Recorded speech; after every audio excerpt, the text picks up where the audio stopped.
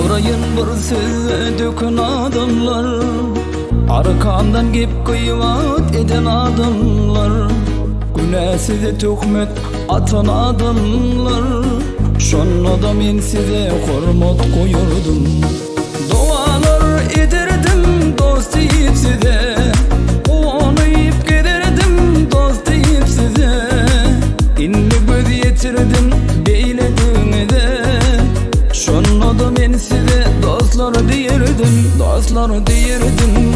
Canım verirdim, candan geçirdim, men siz için dostlarım, dostlar diyerdim.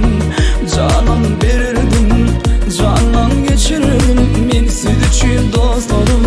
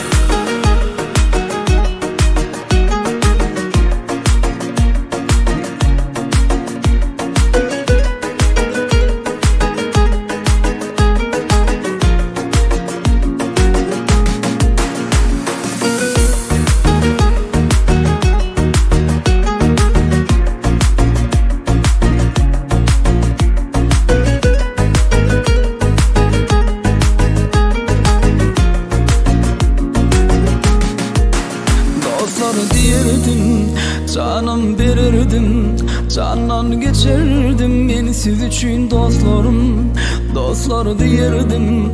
Canım verirdim, candan geçerdim, siz için dostlarım.